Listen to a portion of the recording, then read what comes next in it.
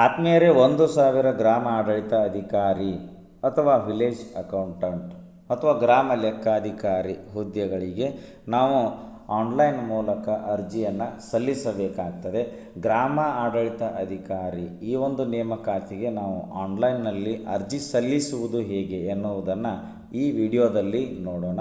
ಮೊದಲಿಗೆ ನಮ್ಮ ಚಾನಲ್ಗೆ ಸಬ್ಸ್ಕ್ರೈಬ್ ಆಗಿ ಬೆಲ್ ಬಟನ್ ಪ್ರೆಸ್ ಮಾಡಿ ನೋಟಿಫಿಕೇಷನ್ಸಲ್ಲಿ ಆಲ್ ಸೆಲೆಕ್ಟ್ ಮಾಡಿಕೊಳ್ಳಿ. ನಾವು ಮಾಡುವ ವಿಡಿಯೋಗಳ ಅಪ್ಡೇಟ್ಸ್ ಪಡಿತಾ ಇರಿ.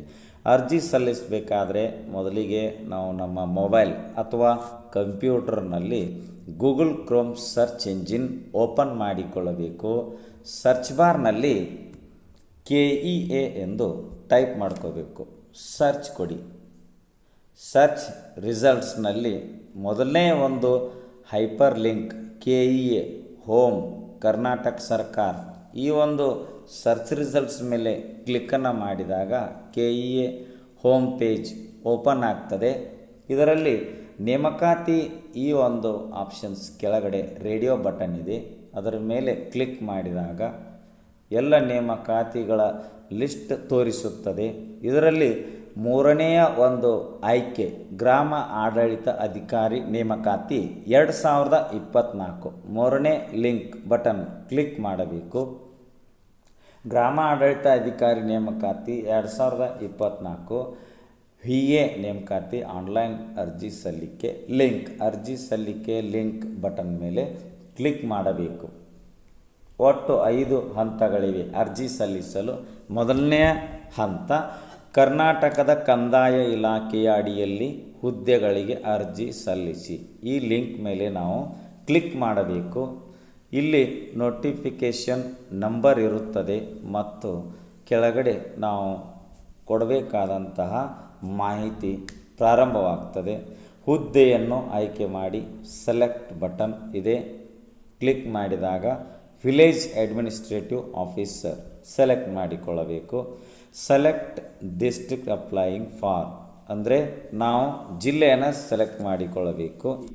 ಗ್ರಾಮ ಆಡಳಿತಾಧಿಕಾರಿ ನೇಮಕಾತಿ ಜಿಲ್ಲಾ ವೈಸ್ ನಡೀತದೆ, ಡಿಸ್ಟ್ರಿಕ್ಟ್ ವೈಸ್ ಸೆಲೆಕ್ಷನ್ ನಡೀತದೆ.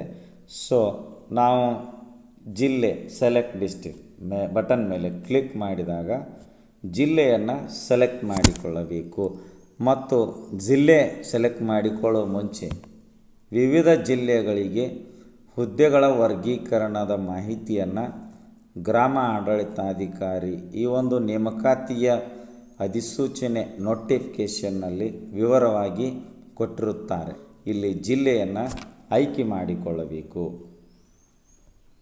Next, applicants full name as in SSLC marks card. SSLC ಅಂಕಪಟ್ಟಿಯಲ್ಲಿ ಇರುವಂತೆ ನಮ್ಮ ಒಂದು ಹೆಸರನ್ನು ಎಂಟರ್ ಯುವರ್ ನೇಮ್, ಇಲ್ಲಿ ಅದರ ಮಾಹಿತಿ ನಮ್ಮ ಹೆಸರನ್ನು ಟೈಪ್ ಮಾಡಿಕೊಳ್ಳಬೇಕು. ಮದರ್ಸ್ ನೇಮ್ ಮತ್ತು ಫಾದರ್ಸ್ ನೇಮ್, ಇಲ್ಲಿ ತಂದೆ ಮತ್ತು ತಾಯಿ ಹೆಸರನ್ನು ನಮೂದಿಸಬೇಕು. ನೆಕ್ಸ್ಟ್, ಜೆಂಡರ್ ಸೆಲೆಕ್ಟ್ ಮಾಡಿಕೊಳ್ಳಬೇಕು, ಮೇಲ್, ಫಿಮೇಲ್, ಟ್ರಾನ್ಸ್ಜೆಂಡರ್. ನೆಕ್ಸ್ಟ್, ಮೀಸಲಾತಿ ಪ್ರವರ್ಗ ರಿಸರ್ವೇಷನ್ ಕ್ಯಾಟಗರಿ, ನಮ್ಮ ಕ್ಯಾಟಗರಿಯನ್ನು ಸೆಲೆಕ್ಟ್ ಮಾಡಿಕೊಳ್ಳಬೇಕು. ಡೇಟ್ ಆಫ್ ಬರ್ತ್ ಇದೆ, ಸೆಲೆಕ್ಟ್ ಡೇಟ್ನಲ್ಲಿ ಡೇಟ್ ಸೆಲೆಕ್ಟ್ ಮಾಡಿಕೊಳ್ಳಬೇಕು. ಸೆಲೆಕ್ಟ್ ಮಂತ್ನಲ್ಲಿ ನಾವು ಜನಿಸಿದ ತಿಂಗಳನ್ನು ಸೆಲೆಕ್ಟ್ ಮಾಡಿಕೊಳ್ಳಬೇಕು. ಸೆಲೆಕ್ಟ್ ಇಯರ್ನಲ್ಲಿ ನಮ್ಮ ಜನ್ಮದಿನದ ವರ್ಷವನ್ನು ಸೆಲೆಕ್ಟ್ ಮಾಡಿಕೊಳ್ಳಬೇಕು. ನೆಕ್ಸ್ಟು, ಪರ್ಮನೆಂಟ್ ಅಡ್ರೆಸ್ ಕಾಯಂ ವಿಳಾಸ ಇದೆ. ಅಡ್ರೆಸ್ 1ನಲ್ಲಿ ನಮ್ಮ ಅಡ್ರೆಸ್ನ ಮಾಹಿತಿ ಕೊಡಬೇಕು. ತಾಲೂಕಿನಲ್ಲಿ ನಮ್ಮ ತಾಲೂಕಿನ ಹೆಸರನ್ನು ಟೈಪ್ ಮಾಡ್ಕೋಬೇಕು. ಮತ್ತು ಸೆಲೆಕ್ಟ್ ಡಿಸ್ಟ್ರಿಕ್ಟ್ ಇದೆ, ನಮ್ಮ ಜಿಲ್ಲೆಯನ್ನು ಸೆಲೆಕ್ಟ್ ಮಾಡಿಕೊಳ್ಳಬೇಕು. ಸ್ಟೇಟ್ ಸೆಲೆಕ್ಟ್ ಮಾಡಿಕೊಳ್ಳಬೇಕು. ಹಾಗೂ ಪಿನ್ ಕೋಡ್ ನಂಬರನ್ನು ಈ ಪಿನ್ ಕೋಡ್ ಮಾಹಿತಿಯಲ್ಲಿ ಕೊಡಬೇಕು. ಮತ್ತು ಶಾಶ್ವತ ವಿಳಾಸ ಸಮಾನ ವಿಳಾಸ ಒಂದೇ ಆಗಿದ್ದರೆ ಎಸ್ ಅಂತ ಕೊಡಬೇಕು. ಅಂದರೆ ನಮ್ಮ ಪರ್ಮನೆಂಟ್ ಅಡ್ರೆಸ್, ಕಮ್ಯುನಿಕೇಷನ್ ಅಡ್ರೆಸ್ ಎರಡೂ ಒಂದೇ ಆಗಿದ್ದರೆ ಎಸ್ ರೇಡಿಯೋ ಬಟನ್ ಸೆಲೆಕ್ಟ್ ಮಾಡಿಕೊಳ್ಳಬೇಕು. ಖಾಯಂ ವಿಳಾಸ ಮತ್ತು ಸಂವಹನ ವಿಳಾಸ ಎಂದರೆ ಪರ್ಮನೆಂಟ್ ಅಡ್ರೆಸ್, ಕಮ್ಯುನಿಕೇಷನ್ ಅಡ್ರೆಸ್ ಎರಡೂ ಒಂದೇ ಆಗಿದ್ದರೆ ನಾವು ಒಂದೇ ಅಂತ radio button radio button select ಮಾಡಿಕೊಂಡರೆ ಕಮ್ಯುನಿಕೇಷನ್ ಅಡ್ರೆಸ್ ಪರ್ಮನೆಂಟ್ ಅಡ್ರೆಸ್ನಿಂದ ನೇರವಾಗಿ ಅದೇ ಮಾಹಿತಿ ಫೆಚ್ ಆಗ್ತದೆ. ಕಮ್ಯುನಿಕೇಷನ್ ಅಡ್ರೆಸ್ಸನ್ನು ಸಪ್ರೇಟಾಗಿ ಮತ್ತೊಂದು ಸಲ ನಮ್ಮ ಅಡ್ರೆಸ್ಸನ್ನು ಎಂಟ್ರಿ ಮಾಡ್ತಕ್ಕಂತಹ ಅವಶ್ಯಕತೆ ಇರುವುದಿಲ್ಲ. ನೆಕ್ಸ್ಟ್ ಮೊಬೈಲ್ ನಂಬರ್ ಇದೆ, ಚಾಲ್ತಿ ಮೊಬೈಲ್ ಸಂಖ್ಯೆ ಇಲ್ಲಿ ಕೊಡಬೇಕು ಮತ್ತು ಇಮೇಲ್ ವಿಳಾಸವನ್ನು ಇಮೇಲ್ ID ಈ ಒಂದು ಟೆಕ್ಸ್ಟ್ ಬಾಕ್ಸ್ನಲ್ಲಿ ಎಂಟ್ರಿ ಮಾಡಬೇಕು. ಇನ್ನು ನಮ್ಮ ವೈವಾಹಿಕ ಸ್ಥಿತಿ, ನೆಕ್ಸ್ಟು ವೈವಾಹಿಕ ಸ್ಥಿತಿಯ ಬಗ್ಗೆ ಕೇಳಿದರೆ ಮದುವೆಯಾಗಿದ್ದರೆ ಎಸ್ ಅಂತ ಕೊಡಬೇಕು, ಇಲ್ಲ ಅಂದರೆ ನೋ ಅಂತ ಕೊಡಬೇಕು. ಇನ್ನು ಕೆಲವೊಂದಿಷ್ಟು ರಿಸರ್ವೇಷನ್ಗಳ ಬಗ್ಗೆ ಮಾಹಿತಿ ಇಲ್ಲಿ ಕೇಳ್ತಾ ಇದ್ದಾರೆ. ಮೊದಲನೇದಾಗಿ ಗ್ರಾಮೀಣ ಅಭ್ಯರ್ಥಿ ರೂರಲ್ ಅಪ್ಲಿಕೆಂಟ್ ಆಗಿದ್ದರೆ ಎಸ್ ಅಂತ ಕೊಡಬೇಕು ಮತ್ತು ನಮ್ಮ ಗ್ರಾಮೀಣ ಅಭ್ಯರ್ಥಿ ಪ್ರಮಾಣ ಪತ್ರವನ್ನು ನಿಗದಿಪಡಿಸಿದ ದಿನಾಂಕದೊಳಗಾಗಿ ತೆಗೆದಿಟ್ಟುಕೊಂಡು ಅದಕ್ಕೆ ಶಾಲಾ ಮುಖ್ಯೋಪಾಧ್ಯಾಯರು ಮತ್ತು ಸಂಬಂಧಿಸಿದ ಒಂದು BO ಸಾಹೇಬರ ಸೈನ್ ಕೂಡ ಮಾಡಿಸಿ ನಾವು ರೆಡಿ ಇಟ್ಕೊಂಡಿರಬೇಕು. ಜೊತೆಗೆ ಕನ್ನಡ ಮಾಧ್ಯಮ ಸರ್ಟಿಫಿಕೇಟ್ ಇದ್ದರೆ ಎಸ್ ಅಂತ ಕೊಡಬೇಕು, ಇಲ್ಲ ಅಂದರೆ ನೋ ರೇಡಿಯೋ ಬಟನ್ನ ಸೆಲೆಕ್ಟ್ ಮಾಡಿಕೊಳ್ಳಬೇಕು. ಆಮೇಲೆ PDP ಪ್ರಾಜೆಕ್ಟ್ ಡಿಸ್ಪ್ಲೇಸ್ಡ್ ಪರ್ಸನ್ ಯೋಜನಾ ನಿರಾಶ್ರಿತ ಅಭ್ಯರ್ಥಿ, ನಾವು PDP ಅಭ್ಯರ್ಥಿ ಆಗಿದ್ದರೆ ಎಸ್ ಕೊಡಬೇಕು, ಇಲ್ಲ ಅಂದರೆ ನೋ ಕೊಡಬೇಕು. ಆಮೇಲೆ ಅಂಗವಿಕಲ ಅಭ್ಯರ್ಥಿ PH ಇದ್ದರೆ ಎಸ್, ಇಲ್ಲ ಅಂದರೆ ನೋ. ಆಮೇಲೆ ಎಕ್ಸ್ ಸರ್ವಿಸ್ ಮ್ಯಾನ್ ಇದ್ದರೆ ಎಸ್, ಇಲ್ಲ ಅಂದರೆ ನೋ. ಇಲ್ಲಿ ನೋಡಿ 18ನೇ ಮಾಹಿತಿ, are you claiming KKR reservation ಅಂದರೆ ಕಲ್ಯಾಣ ಕರ್ನಾಟಕ ರಿಸರ್ವೇಷನ್ ಅಂದರೆ ನಾವು ಕಲ್ಯಾಣ ಕರ್ನಾಟಕ ಈ ಒಂದು ಜಿಲ್ಲೆ ಅಡಿಯಲ್ಲಿ ಬರ್ತಾಯಿದ್ರೆ ನಮಗೆ ನಾವು ಎಸ್ ಅಂತ ಕೊಡಬೇಕು. ಎಸ್ ಅಂತ ಕೊಟ್ಟ ಮೇಲೆ ಇಲ್ಲಿ ಪ್ರಿಫರೆನ್ಸ್ ಕೇಳ್ತದೆ. ನಾವು ಒಂದು ವೇಳೆ ನೀವು ಕಲ್ಯಾಣ ಕರ್ನಾಟಕ ವೃಂದದ ಅಂದರೆ ಎರಡು ರೀತಿ ಬರ್ತದೆ ಇಲ್ಲಿ, ಒಂದು ಸ್ಥಳೀಯ ವೃಂದ ಮತ್ತು ಉಳಿಕೆ ಮೂಲ ವೃಂದ ಅಂತೇಳಿ. ಯಾರು ಈ ಒಂದು KKR ರಿಸರ್ವೇಷನ್ನಲ್ಲಿ ಎಸ್ ಅಂತ ಸೆಲೆಕ್ಟ್ ಮಾಡಿಕೊಂಡವರು ಅಥವಾ ಈ ಒಂದು KKR ರಿಸರ್ವೇಷನ್ ಅಡಿ ರಿಸರ್ವೇಷನನ್ನು ಕ್ಲೇಮ್ ಮಾಡ್ತಕ್ಕಂಥವ್ರು ಅಥವಾ ಈ ಒಂದು KKR ಜಿಲ್ಲೆಯ ಒಂದು ಅಭ್ಯರ್ಥಿಗಳು ಅರ್ಜಿಯನ್ನು ಸಲ್ಲಿಸಬೇಕಾದ್ರೆ ಅವರಿಗೆ ಎರಡು ಆಪ್ಷನನ್ನು ತೋರಿಸುತ್ತೆ.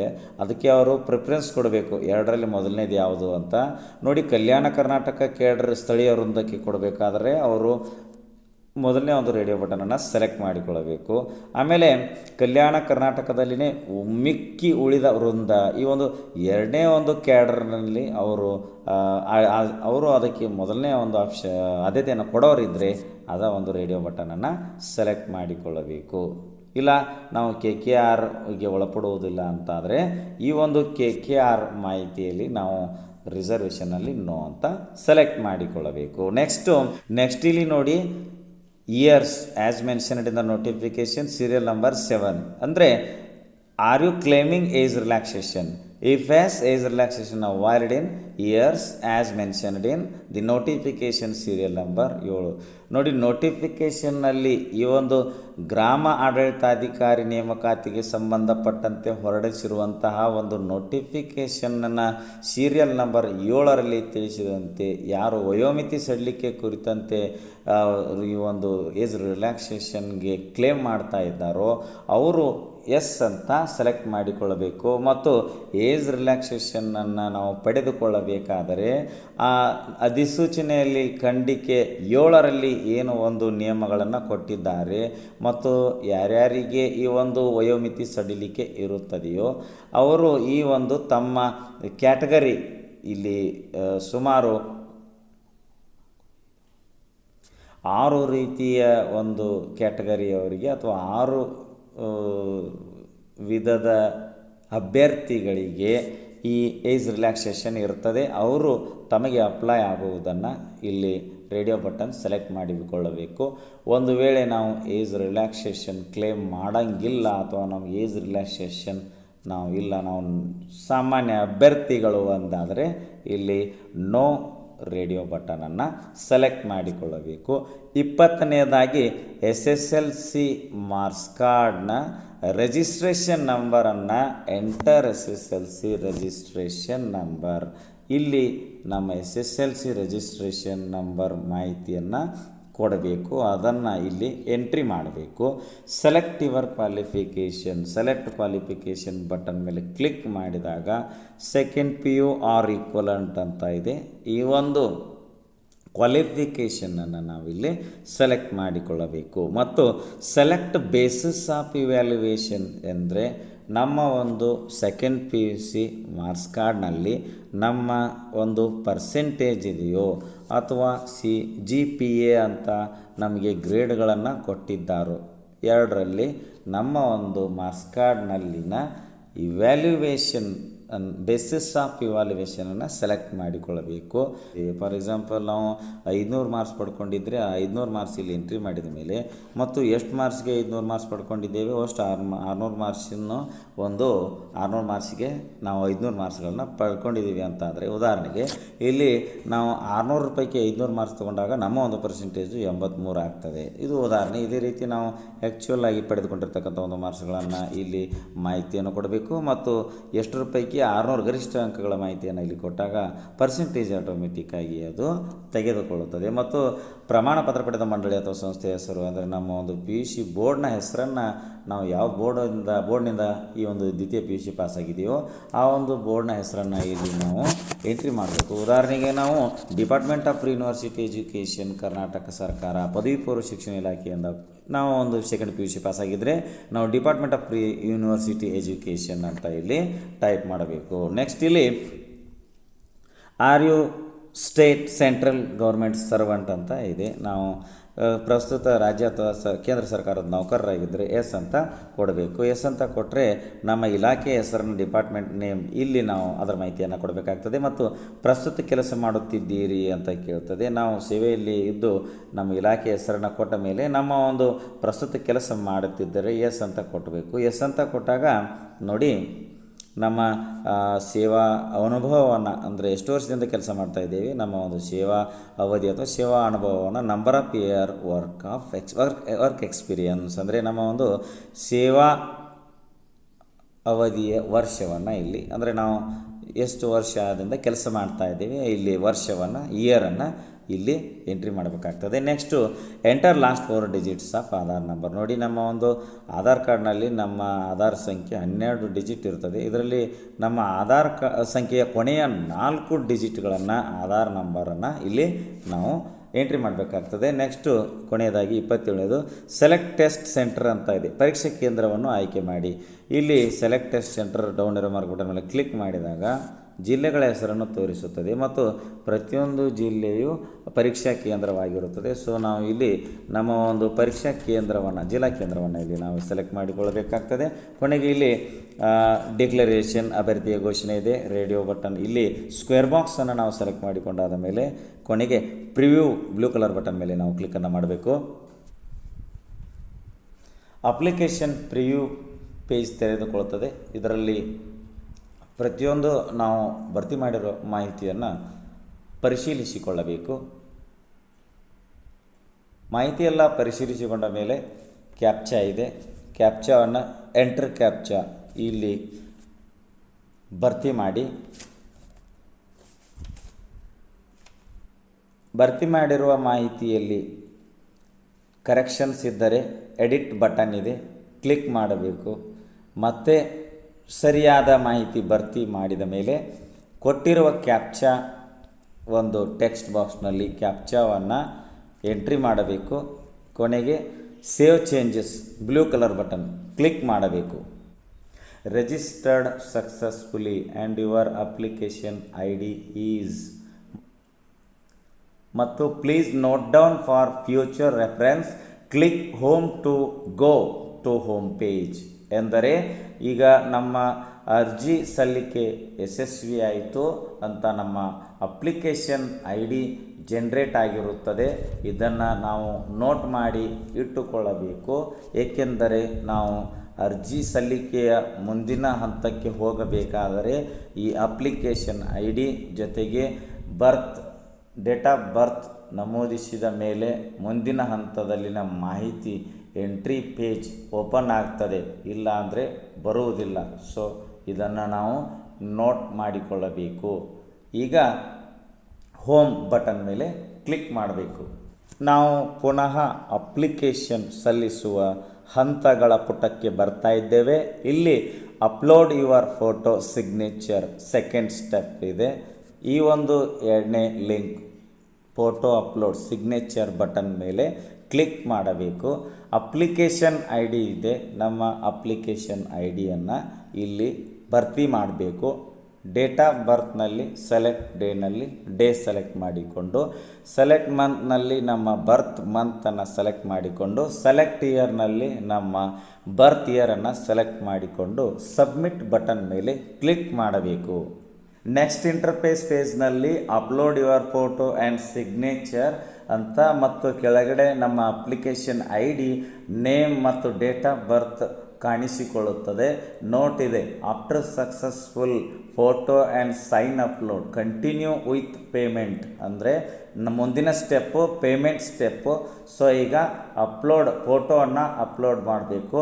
Photo please upload the recent photograph, ಇತ್ತೀಚಿನ ಫೋಟೋ ಅಪ್ಲೋಡ್ ಮಾಡಬೇಕು.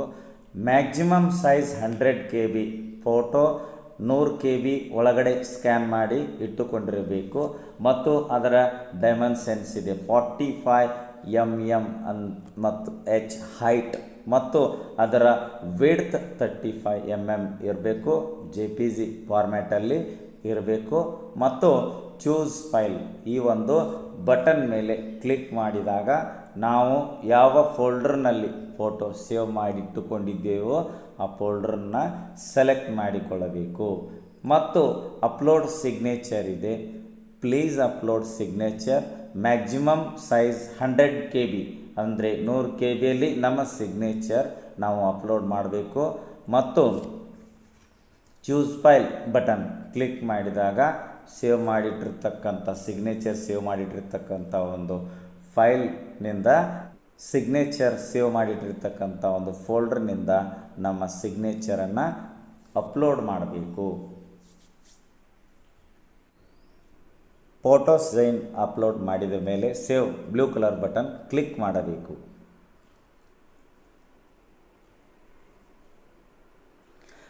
Photo sign uploaded successfully popup message ಬರ್ತದೆ. ಓಕೆ ಬಟನ್ ಮೇಲೆ ಕ್ಲಿಕ್ ಮಾಡಬೇಕು. ಈಗ ಹೋಮ್ ಬಟನ್ ಮೇಲೆ ಕ್ಲಿಕ್ ಮಾಡಿದಾಗ ಪುನಃ ಅರ್ಜಿ ಸಲ್ಲಿಸ್ತಕ್ಕಂತಹ ಸ್ಟೆಪ್ಸ್ಗಳ ಪೇಜ್ಗೆ ಬರ್ತೇವೆ. 3ನೇ ಸ್ಟೆಪ್ ಪೇಮೆಂಟ್ ಶುಲ್ಕ ಪಾವತಿ, ಬ್ಲೂ ಕಲರ್ ಬಟನ್ ಕ್ಲಿಕ್ ಮಾಡಿದಾಗ ಪುನಃ ನಮ್ಮ ಅಪ್ಲಿಕೇಶನ್ ಐ ಡಿ ಭರ್ತಿ ಮಾಡಿ, ಡೇಟ್ ಆಫ್ ಬರ್ತ್ ಭರ್ತಿ ಮಾಡಿ, ಸಬ್ಮಿಟ್ ಬಟನ್ ಕ್ಲಿಕ್ ಮಾಡಬೇಕು. ಪರೀಕ್ಷೆಯ ಅರ್ಜಿ ಶುಲ್ಕ ಅಮೌಂಟನ್ನು ತೋರಿಸುತ್ತದೆ.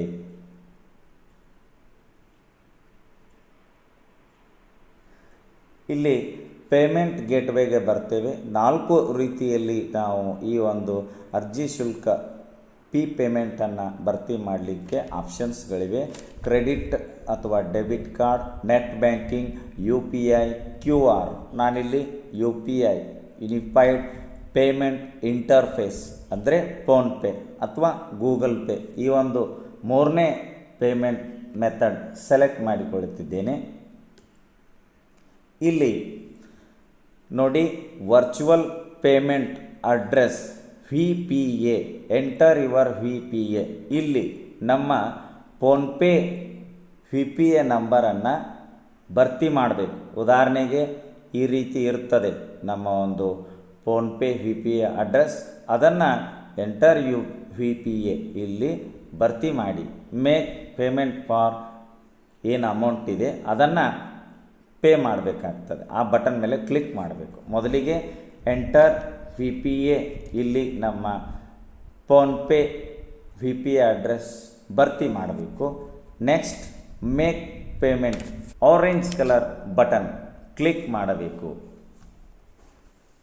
ಕಂಪ್ಲೀಟ್ ಯುವರ್ ಪೇಮೆಂಟ್ ಅಂದರೆ ಕೌಂಟ್ ಡೌನ್ ಸ್ಟಾರ್ಟ್ ಆಗ್ತದೆ ನಮ್ಮ ಪೇಮೆಂಟ್ ಮಾಡಲಿಕ್ಕೆ. ಮತ್ತು ನಮ್ಮ ಒಂದು ಫೋನ್ಪೇಗೆ ರಿಕ್ವೆಸ್ಟು ಬರ್ತದೆ, KEA ಬಿಲ್ಡೆಸ್ ಪೇಮೆಂಟ್ ರಿಕ್ವೆಸ್ಟ್ ಅಂತ. ಇಲ್ಲಿಗ ನಾವು ನಮಗೆ ನಮ್ಮ ಫೋನ್ಪೇಗೆ ಬಂದಿರತಕ್ಕಂಥ ಪೇಮೆಂಟ್ ರಿಕ್ವೆಸ್ಟ್ನಲ್ಲಿ ನಾವು ಪೇ ನೌ ಬಟನ್ ಮೇಲೆ ಕ್ಲಿಕ್ ಮಾಡಿದಾಗ ಈ ಒಂದು ಪೇಮೆಂಟ್ ಪ್ರೊಸೆಸ್ ಮಾಡಿದಾಗ ನೋಡಿ, ಪೇಮೆಂಟ್ ಸಕ್ಸಸ್ಫುಲ್ ಆದ ನಂತರ ಇಲ್ಲಿ ನೋಡ್ಬೋದು transaction successful, kindly take printout of payment acknowledgement ಅಂತ ಇದೆ. ಓಕೆ ಬಟನ್ ಮೇಲೆ ಕ್ಲಿಕ್ ಮಾಡಬೇಕು. ಈಗ ಪೇಮೆಂಟ್ ಅಕ್ನಾಲಜ್ಮೆಂಟ್ ನೋಡ್ಬೋದು. ಪ್ರಿಂಟ್ ಬಟನ್ ಮೇಲೆ ಕ್ಲಿಕ್ ಮಾಡಿ ಪ್ರಿಂಟ್ ತೆಗೆದುಕೊಳ್ಳಬೇಕು. ಅರ್ಜಿ ಸಲ್ಲಿಸುವ ಮುಂದಿನ ಹಂತಕ್ಕೆ ಹೋಗಬೇಕಾದ್ರೆ ಪ್ರಿಂಟ್ ಪಕ್ಕ ಹೋಮ್ ಬಟನ್ ಕ್ಲಿಕ್ ಮಾಡಬೇಕು. ಈಗ ಅರ್ಜಿ ಸಲ್ಲಿಕೆಯ ಮುಂದಿನ ಹಂತ ಚೆಕ್ ಪೇಮೆಂಟ್ ಸ್ಟೇಟಸ್, ಪಾವತಿ ಸ್ಥಿತಿಯನ್ನು ಪರಿಶೀಲಿಸಿ ಬಟನ್ ಮೇಲೆ ಕ್ಲಿಕ್ ಮಾಡಬೇಕು. ಅಥೆಂಟಿಕೇಷನ್ ಇದೆ, ಅಪ್ಲಿಕೇಶನ್ ಐ ಡಿಯನ್ನು ಇಲ್ಲಿ ಭರ್ತಿ ಮಾಡಬೇಕು. ನೆಕ್ಸ್ಟ್ ಡೇಟ್ ಆಫ್ ಬರ್ತ್ನಲ್ಲಿ ನಮ್ಮ ಡೇಟ್ ಆಫ್ ಬರ್ತ್ ನಮೂದಿಸಿ ಸಬ್ಮಿಟ್ ಬಟನ್ ಮೇಲೆ ಕ್ಲಿಕ್ ಮಾಡಬೇಕು. ಇಲ್ಲಿ ನೋಡಿ transaction successful, kindly take printout of payment acknowledgement ಅಂತ ಬರ್ತದೆ. ಓಕೆ ಬಟನ್ ಮೇಲೆ ಕ್ಲಿಕ್ ಮಾಡಲು ನಮ್ಮ ಅರ್ಜಿ ಸಲ್ಲಿಸಿದ ಅರ್ಜಿಯನ್ನು ಮುದ್ರಿಸಿಕೊಳ್ಳಲು ಪ್ರಿಂಟ್ ಅಪ್ಲಿಕೇಶನ್ ಅರ್ಜಿ ಮುದ್ರಿಸಿ ಬಟನ್ ಕ್ಲಿಕ್ ಮಾಡಬೇಕು. ಇಲ್ಲಿ ಪುನಃ ನಮ್ಮ ಅಪ್ಲಿಕೇಶನ್ ಐ ಡಿ ಭರ್ತಿ ಮಾಡಿ ಡೇಟ್ ಆಫ್ ಬರ್ತ್ ಭರ್ತಿ ಮಾಡಿ ಸಬ್ಮಿಟ್ ಬಟನ್ ಕ್ಲಿಕ್ ಮಾಡಬೇಕು. ನಮ್ಮ ಅರ್ಜಿ ಡೌನ್ಲೋಡ್ ಆಗ್ತದೆ, ಓಪನ್ ಮಾಡಿಕೊಳ್ಳಬೇಕು. ಸೊ ಇದು ನಮ್ಮ KEA ವಿಲೇಜ್ ಅಕೌಂಟೆಂಟ್ ಹುದ್ದೆಗೆ ನೇಮಕಾತಿಗೆ ಸಲ್ಲಿಸಿದ ಅರ್ಜಿ. ಸೊ ಹೀಗೆ ನಾವು ವಿಲೇಜ್ ಅಕೌಂಟೆಂಟ್ ಹುದ್ದೆಗೆ ಹೇಗೆ ಅರ್ಜಿ ಸಲ್ಲಿಸಬೇಕು ಎನ್ನುವ ಪ್ರತಿ ಸ್ಟೆಪ್ ವಿವರಗಳನ್ನು ನೋಡಿದೆವು. ವಿಡಿಯೋ ಇಷ್ಟ ಆದರೆ ಲೈಕ್ ಮಾಡಿ, ಉಪಯುಕ್ತ ಅನಿಸಿದರೆ ಶೇರ್ ಮಾಡಿ. ಈ ರೀತಿ ವಿಡಿಯೋಗಳಿಗಾಗಿ ಚಾನಲ್ಗೆ ಸಬ್ಸ್ಕ್ರೈಬ್ ಆಗಿ ಬೆಲ್ ಬಟನ್ ಪ್ರೆಸ್ ಮಾಡಿ ನೋಟಿಫಿಕೇಷನ್ಸ್ ಆಲ್ ಸೆಲೆಕ್ಟ್ ಮಾಡಿಕೊಳ್ಳಿ. ನಾವು ಮಾಡುವ ವಿಡಿಯೋಗಳ ಅಪ್ಡೇಟ್ಸ್ ಪಡಿತಾ ಇರಿ. Thanks for watching. ಧನ್ಯವಾದಗಳು. ವಂದೇ ಮಾತರಂ.